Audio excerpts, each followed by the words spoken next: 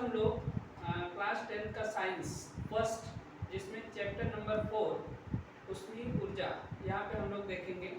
इसके उपलक्ष्य में हम लोगों ने 2024 में इस लेसन के बारे में थोड़ा हम लोग आगे बढ़े थे, लेकिन पिछले 3-4 दिन से हम लोग वीडियो नहीं बना पा रहे थे। लेकिन उम्मीद करता हूँ कि नए साल की शुरुआत हम लोगों की अच्छी होगी और बोर्ड का एग्ज़ाम लगभग करीब है, तो आप लोग उम्मीद करता हूँ कि ज़्यादा से ज़्यादा इसके ऊपर प्रिपरेशन करें और तैयारी करें। जितना भी हो सकता है कोशिश हमारी ये है कि आपको समय समय पर वीडियो डालता रहो। तो आज हम लोग देखेंगे यहाँ पे जो टॉपिक है अपना विद्युत धारा का उष्मीय प्रभाव। विद्युत धारा मैंने बताया था कि एकांक समय में आवेश प्रवाह की दर को विद्युत धारा कहते हैं। I = Q/T, यानी जितने समय तक हमारा किसी परिपथ में विद्युत धारा यानी आवेश का प्रवाह होता है, जैसे सपोज दैट यहाँ पे हमने एक कोई परिपथ लिया A और यहाँ लिया B, तो I = क्या होता है Q/T होता है। Q हमारा क्या होता है आवेश होता है और T हमारा क्या होता है समय, और I हमारा विद्युत धारा यानी Q/T, यानी जितने समय तक हमारा आवेश इसमें प्रवाहित होता रहेगा परिपथ में उतनी ही विद्युत धारा इसमें करंट सप्लाई होगी, ऐसा हम कह सकते हैं।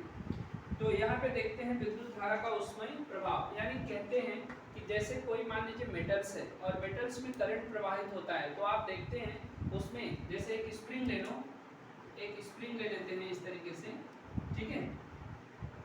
यहाँ पे A है और यहाँ पे B है और यहाँ पे कोई प्रतिरोध है, ठीक है। प्रतिरोध को इसको हम रेसिस्टेंस भी कहते हैं। तो R यहाँ पे उत्पन्न होता है, तो आप देखेंगे जैसे जैसे इस परिपथ में करंट फ्लो होती है, तो ये जो स्प्रिंग होती है वो कैसी होती है लाल नुमा हो जाती है, और लाल होती है तो उसके आसपास अगर हम हाथ ले जाते हैं तो देखते हैं हमारा हाथ हीट हो जाता है। या कह सकते हैं हमारा जिस अगर कहीं ज़्यादा उसमें स्प्रिंग है तो आप कह सकते हैं कि वो पूरा रूम ही हीट हो जाएगा, यानी उसमें से उष्मा प्रवाहित होने लगती है। तो इसका मतलब है कि विद्युत धारा का उष्मीय प्रभाव यानी उष्मा का प्रभाव किस तरीके से होता है, जिस परिपथ में विद्युत धारा का प्रभाव होता है। तो विद्युत परिपथ में विद्युत प्रतिरोध जोड़ने पर विद्युत धारा उसमें उष्मा निर्मित होती है, इसे हम विद्युत धारा का उष्मीय परिणाम भी कहते हैं। अब यहाँ देखो दिया है पानी गर्म करने के लिए बॉयलर। आप लोगों ने घर में गीजर वगैरह रहते हैं, जिससे पानी देखते हैं इलेक्ट्रिक ऑन किया और गीजर में जो पानी स्टोर रहता है उसमें पानी क्या होता है हमारा हीट हो जाता है, और नल के माध्यम से जब तक हमारा लाइन ऑन रहता है तब तक हम देखते हैं गीजर से जो पानी गिरता है वो लगभग हमारा हीट रहता है। उसी तरीके से कह रहा है कि पानी गर्म करने के लिए बॉयलर, विद्युत पर चलने वाली सिगड़ी, ठीक है, हीटर वगैरह जैसे हम कहते हैं, विद्युत बल्ब जैसे अनेक उपकरण विद्युत धारा की उष्मीय प्रभाव के क्या हैं उपयोग करते हैं। यानी इन सब चीज़ों में हम विद्युत धारा का उपयोग यानी उष्मीय ऊर्जा के रूप में इसका उपयोग हम करते हैं।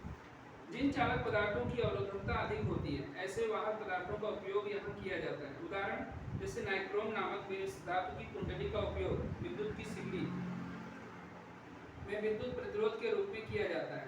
तो विद्युत बल्ब में टंगस्टन के तार का उपयोग किया जाता है। आप लोगों ने देखा होगा जो हमारा बल्ब होता है, ठीक है, बल्ब में देखा होगा यहाँ एक फिलामेंट होता है, कह सकते हैं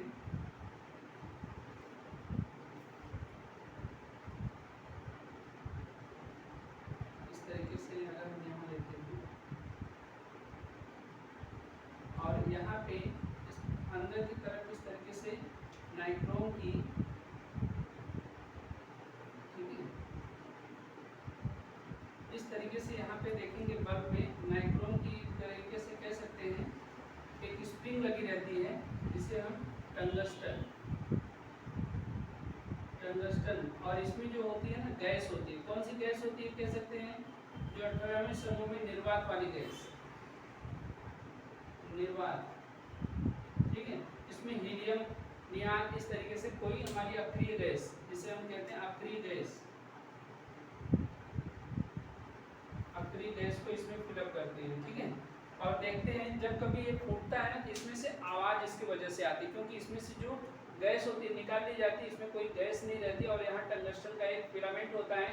रीज़न क्या होता है कि ये जितना ही हीट होता है उतना ही प्रकाश देता है, उतना ही प्रकाश फैलता है, ठीक है। तो हम कह सकते हैं कि इसमें टंगस्टन का यहाँ पे नाइक्रोम नामक मिश्र धातु, ठीक है, और दूसरा हमारा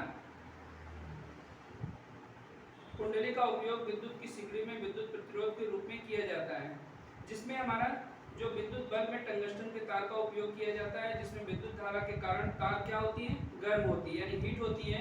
ये लगभग 3400 सेल्सियस तक, कितना होता है, 3400 सेल्सियस तापमान तक इसको हीट कर सकते हैं और उससे प्रकाश